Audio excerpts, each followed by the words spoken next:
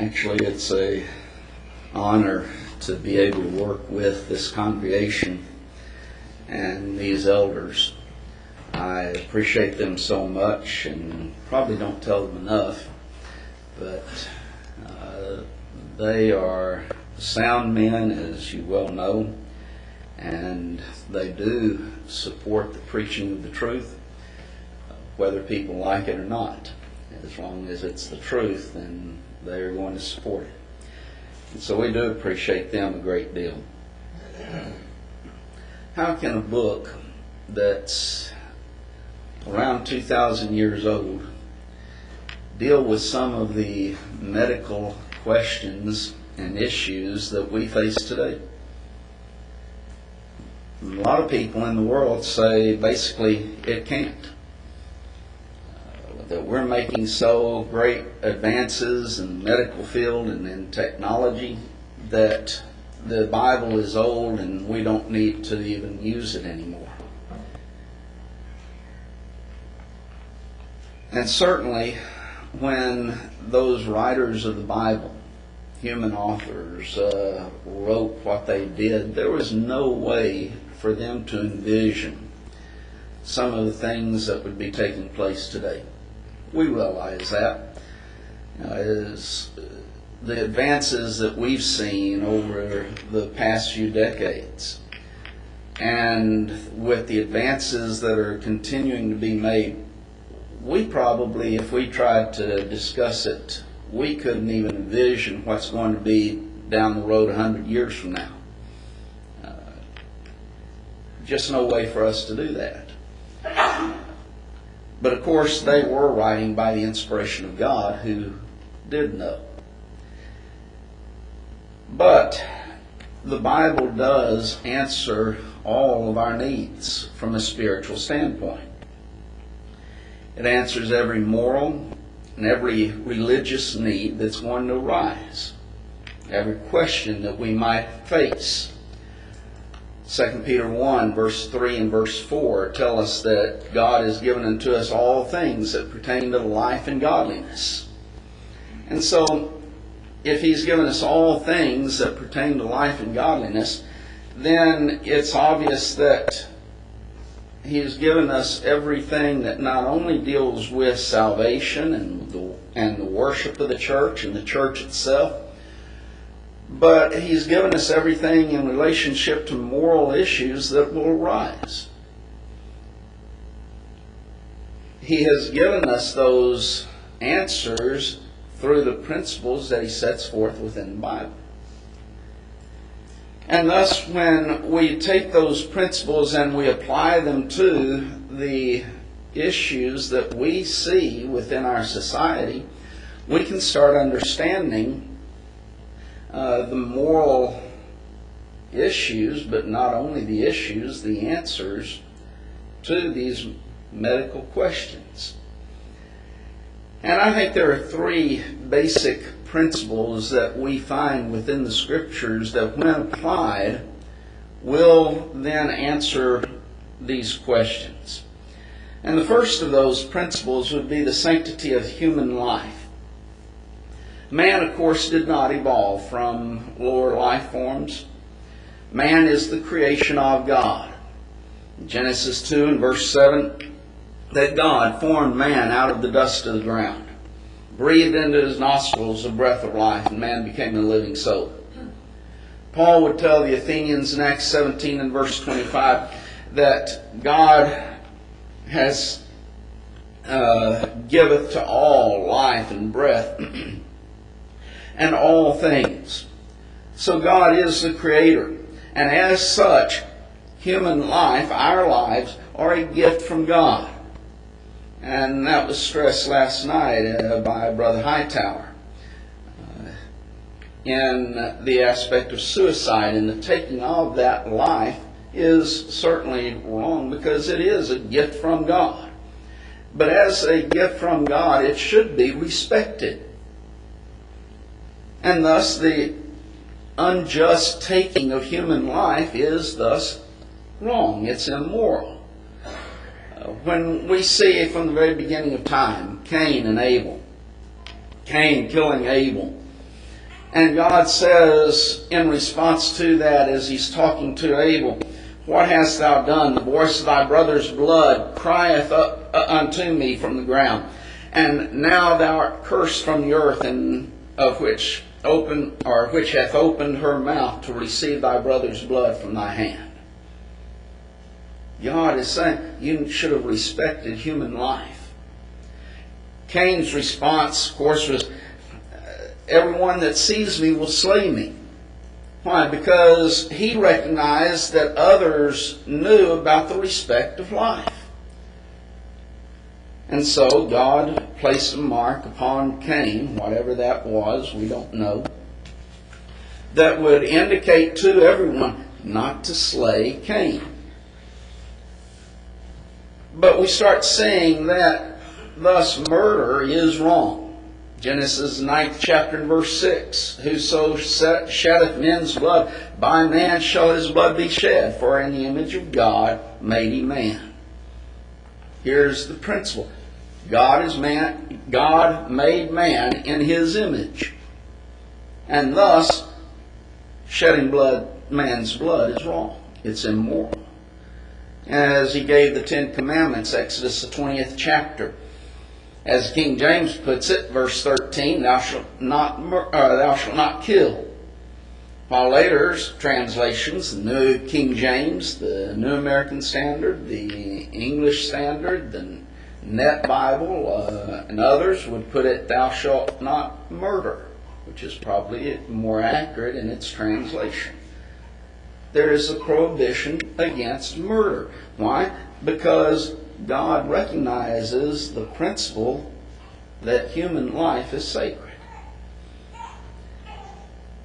And we would also add in relationship to that God views human life from the moment of conception.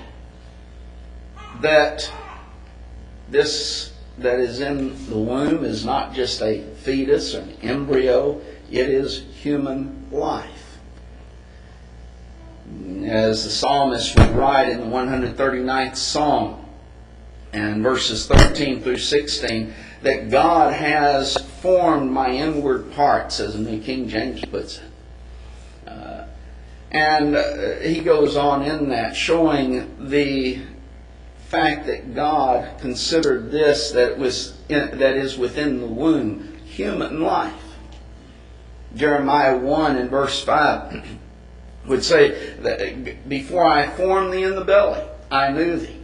And before thou camest forth out of the womb, I sanctified thee, and ordained thee to be a prophet unto the nations. Even before you were formed in the womb, God knew us. God knew who we were, planned for us, even prior to our conception. And so, there is that aspect first in relationship to the sanctity of human life. But then also, and closely associated, would be the dignity or the honor, the respect of man. That God created man in His image.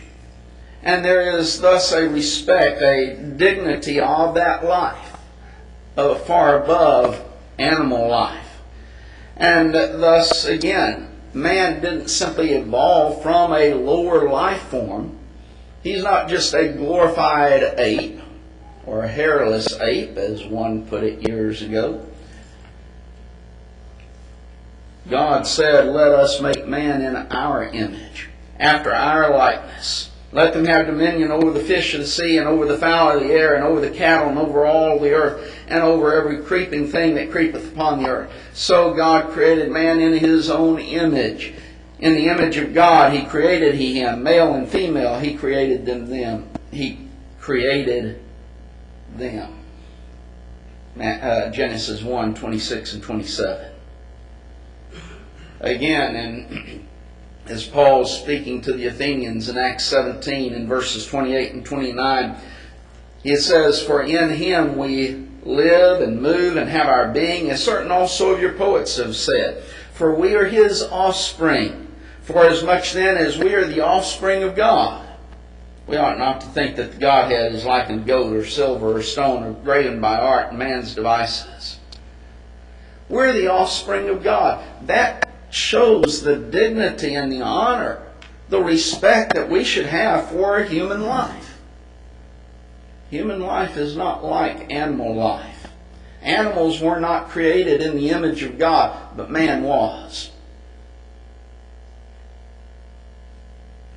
At creation, God, of course, created man, placed him in the garden.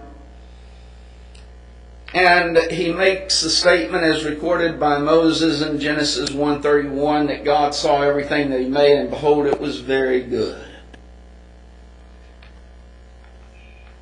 God would come in the cool of the day, as recorded in Genesis, the 3rd chapter, and verse 8. And he presents it as this was a customary thing. It was a normal aspect of God coming in the cool of the day to have fellowship with his creation, man. At that time, of course, man had not been spoiled by sin. But because God did create man with that ability to choose, when Satan comes and tempts Eve, then sin comes into the world. Genesis 3rd chapter, the first 6 verses.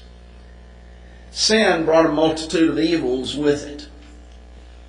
God pronounced a curse upon man and woman because as a result of the consequences of their sin and their disobedience.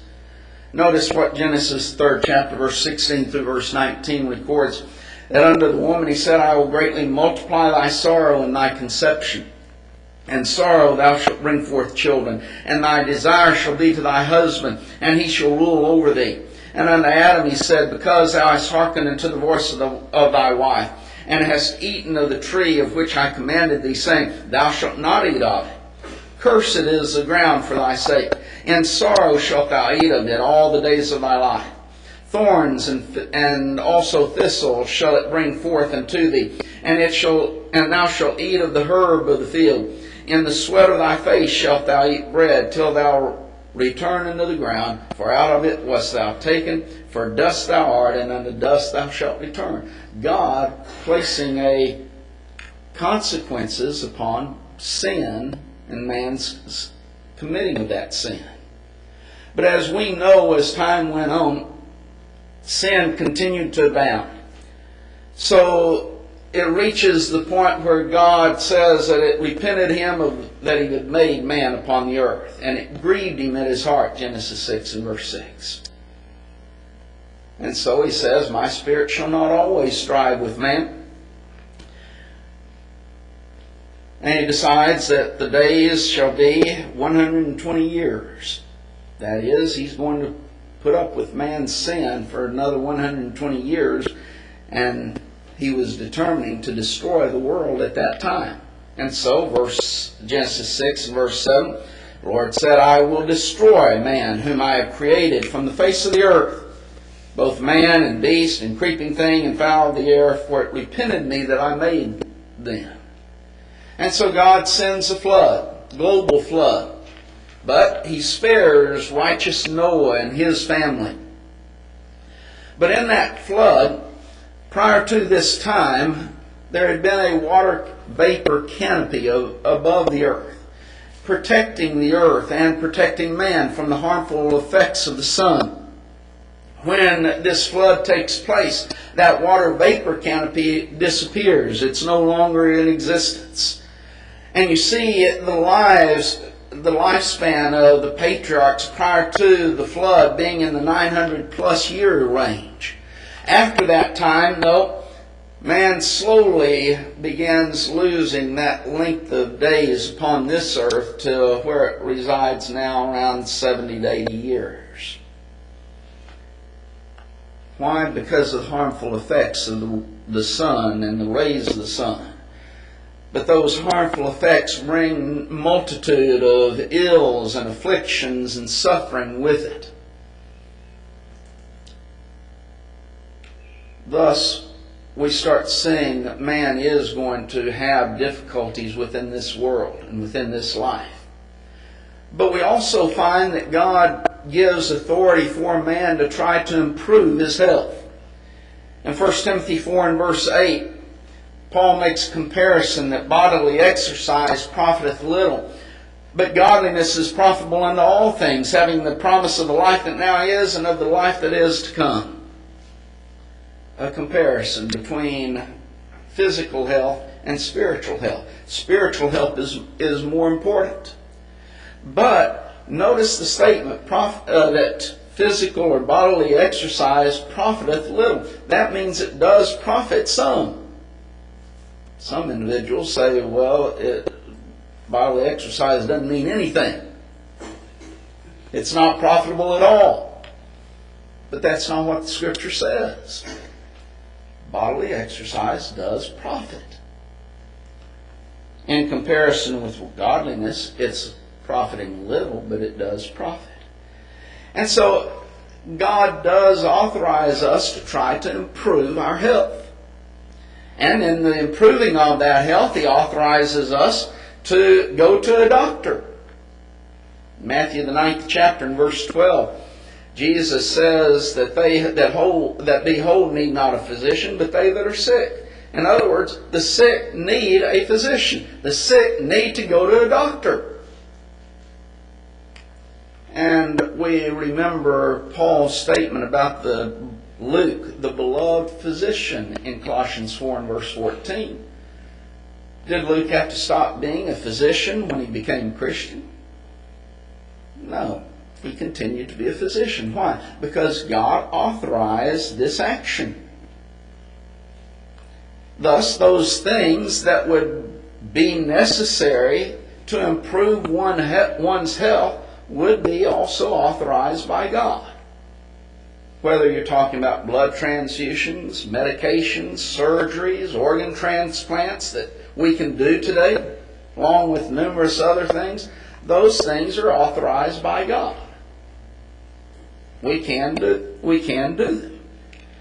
But there's the warning that we would give likewise. That does not mean that man is an animal to be experimented on. God made man as He so desired. I am fearfully and wonderfully made. 139th Psalm in verse 14. God made us as He desired. And to try to change or alter that way in which God has designed us is certainly wrong. But to try to improve our health would be authorized by God. The third principle that we would see is the sacredness of the family unit. And certainly God saw the need for the family unit. When God made and created man, He makes the statement that it is not good for man to be alone. Thus I will make a helpmeet for him, Genesis 2:18. And so God makes all the animals pass before Adam, and He names them. But it says that for Adam there was not a helpmeet found for him. Genesis 2 and verse 20. Thus God caused a deep sleep to come over Adam, and He takes a rib from the side of Adam, and He creates woman, or He makes woman, and brings the woman to the man, thus performing, as some have called it, the first marriage ceremony, placing His stamp of approval upon that relationship between the husband and wife. God still joins an eligible man and an eligible woman in the bonds of holy matrimony. Jesus states in Matthew 19 verses 5 and 6, "For this cause shall a man leave father and mother, and shall cleave unto his wife, and the twain shall be one flesh. Wherefore they are no more twain, but one flesh. What therefore God hath joined together, let not man put asunder." God is the one who joins them together, not man. Some teach a doctrine that implies, whether they realize it or not, that man is the one who joins them together, and man's law thus can do away with that marriage relationship, and God somehow has to recognize it. No, He doesn't. He only recognizes it on that one condition that He gave. God joins them together. Man cannot put it asunder. But we also see the importance of the home. and the importance that God places upon the home. There's the old adage that as the home goes, so goes the nation. One individual changed it, and I've seen this, it's been changed numerous ways and numerous times, but as the family goes, so goes the nation, and so goes the world in which we live. And it's very accurate, those adages, because we start seeing the importance of the home. Wayne Jackson gave 5 benefits of the family unit after stating that the ultimate thrust of the home is spiritual. And it should be that aspect of getting man to heaven. That's the important aspect of the home. And to raise up children so that they can go to heaven.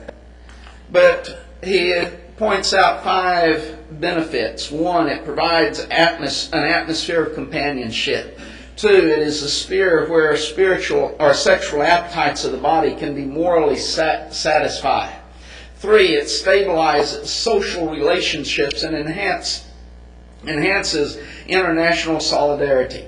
4th, it is the divinely planned method of introducing children into the world.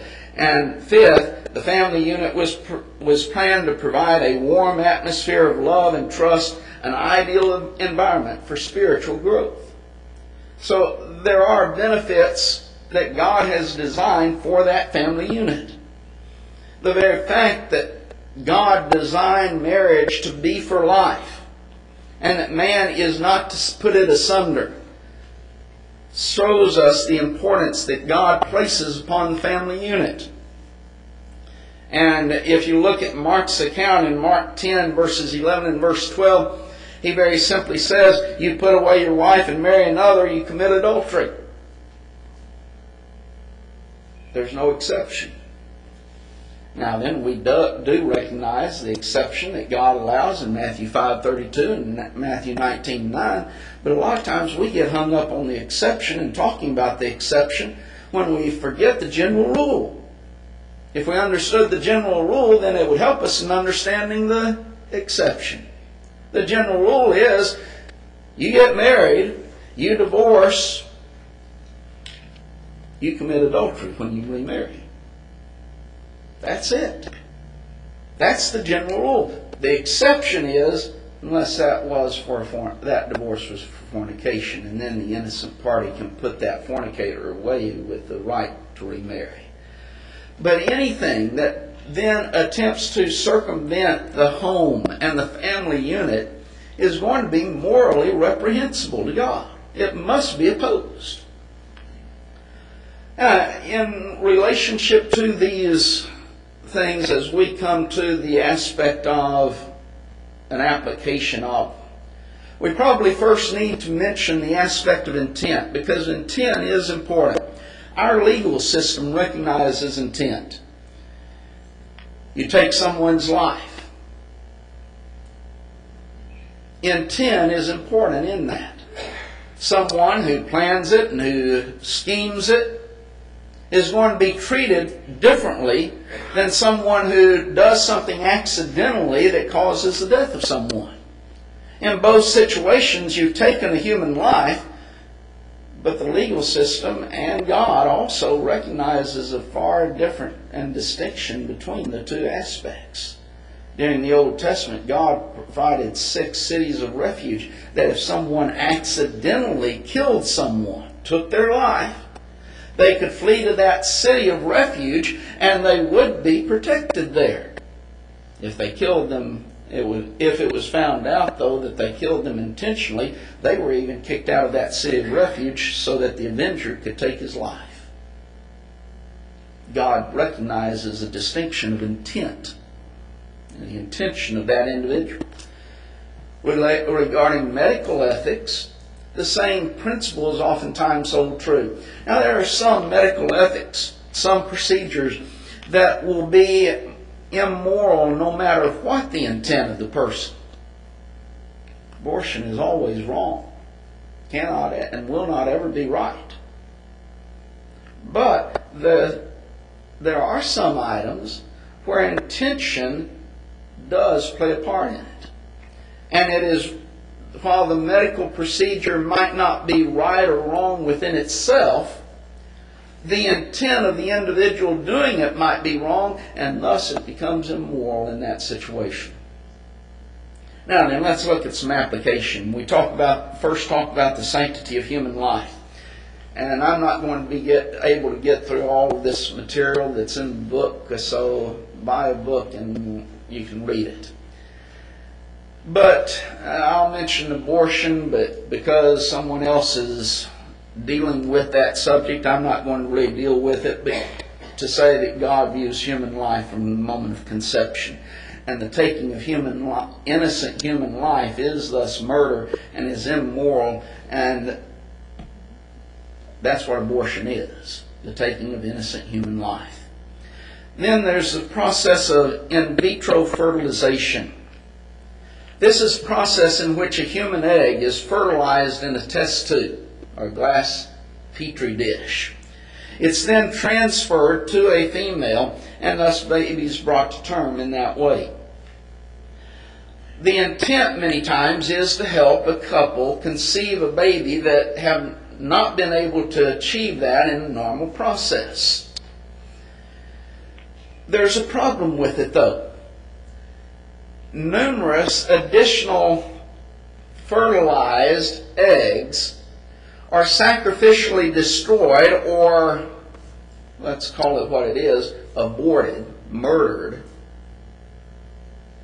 with the one selected that they feel like is the healthiest and the best and will be able to be brought to term. And because of this abortive process of these fertilized eggs, the process itself must be rejected. Now we would understand, well, what if? Well, we can talk about what ifs all day long. It's not the case that they can, at this time at least, avoid that abortive process. But even if they could, the question then comes, should they? Should we even involve this? Well, we need to recognize, God has designed a method for the conception of children. Is it right to bypass God's design? I mentioned intent. Intent could play a major role in this if they could avoid the abortive process of all these other fertilized eggs. A married couple who cannot have children by the normal process, could they then use this method if they could avoid the abortive process to bring a child to term that they can have? Well, maybe so. But what about these, let's say, two homosexuals, and they want a child? And so they use this process in order to bring about a child, bypassing the normal processes of procreation that God has set forth, so that they can raise their child in their homosexual relationship. Now you start seeing the aspect of intent, because that would be wrong. It would be immoral. Also, when we look at the sanctity of human life, we look at the subject of euthanasia. And again, someone has that lesson on this lectureship, so I'm not going to deal much with it except to say that there's two basic types of euthanasia: passive euthanasia and active euthanasia. Passive is very simply allowing the death process to take place. We're going to die, and to allow that death process to take place is not wrong. Active euthanasia, on the other hand, is actively doing something to cause someone's death. That's murder and must be avoided. So euthanasia, while it's called a good death, recognizing the different aspects of it, euthanasia generally comes under that aspect of that active euthanasia is wrong and immoral. But we also looked at the honor of man. We mentioned that God authorizes the principle of going to a physician, taking medications for the body. That would include inoculations, surgeries, artificial organs, an organ transplant. All of those things would be authorized by God by this aspect. Now, we realize that Jehovah's Witnesses primarily have objected to blood transfusions based upon the prohibition that is found in God's Word, both in the patriarchal, the Mosaic, and the Christian dispensation of not eating blood. Blood transfusions are not eating blood and does not fall under the category of eating blood and thus would be allowable. But then genetic engineering. DNA was discovered by two British scientists in 1953. And it is basically located along the chromosomes of the living cell. DNA is composed of 4 chemicals that are arranged in an infinite variety of patterns to form the genes. Depending on the particular code, the development of that material produces a worm, or it produces a mouse, or a cow, or a human, and the various organs within the human. Each human cell has 46 chromosomes. They are tiny packages of DNA. The order of the arrangement forms the blueprint that regulates the production of all human or all living things. Each one of these, the billion cells in the human body, contains all the genetic information for the production of the entire being, the entire person.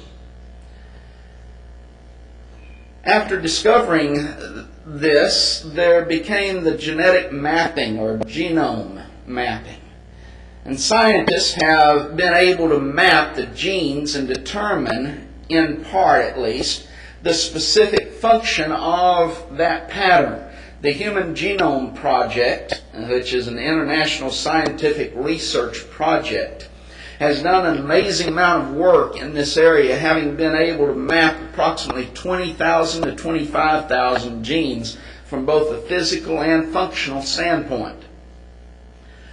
Mapping, genetic mapping, might be good and might be profitable for plants and animals. Yet it does present some problems regarding humans.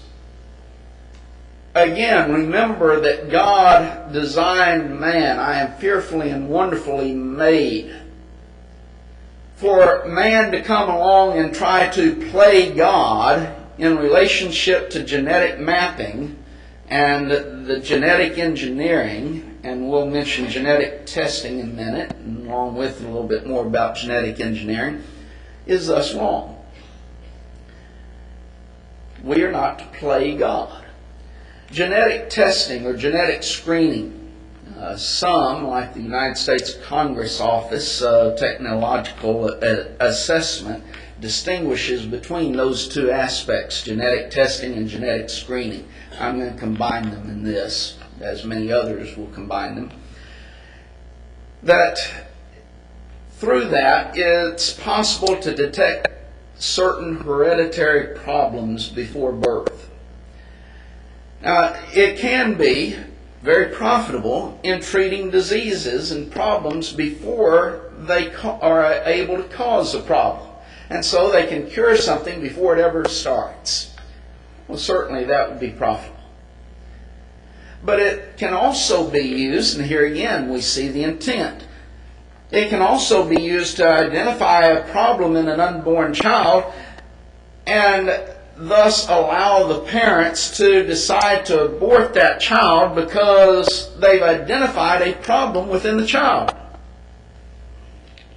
And specifically some disease maybe that we do not have a cure for at this time. And so in order to spare themselves of that problem that they are going to see coming, that defect that is found in that baby, let's just abort the child. And so that becomes a problem. With genetic engineering, Genetic engineering is an attempt to manipulate the code of the hereditary pattern by introducing new genetic information into the cell. Some have talked about us being able, by doing this, genetic engineering, to breathe underwater and other types of what we would consider in the sci-fi area. But it has been advanced that there's the possibility through genetic engineering to accomplish these things. There's two types of genetic engineering: germline gene therapy, which would alter the traits of a child that a child is born with and make those traits inheritable. Then there's the somatic cell gene therapy, which simply swaps a bad gene with a good gene.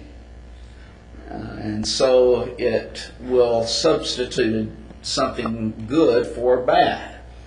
And certainly there are possible benefits of this. It can certainly eliminate many diseases. Specifically, they talk about cystic fibrosis, sickle cell anemia, dwarfism, cardiomyopathy, diabetes, and there's others as well. But as we do those things, we also do not know the dangers that are involved in accomplishing them. In other words, in curing one thing, we might introduce problems in other areas. We just don't know. But it's also very easy. For example, dwarfism. And we're going to cure dwarfism. Well, that might be very profitable. But it's also easy to make the transition from curing dwarfism to creating a race of giants, for example. And let's create a race of giants so that they can go out and fight the wars for us. Well, it's easy to go from one to the other. One might be right in the curing of something. To pray God, though, to create something is another matter whatsoever and would be wrong. There's the aspect, and I just see that my time's up, so there's mind control, and then we get into the sacredness of the family unit with cloning and other aspects. So that's why I knew I wouldn't get through all of this material, so read the book because it is in there, and think it will be helpful to us in understanding some of these matters.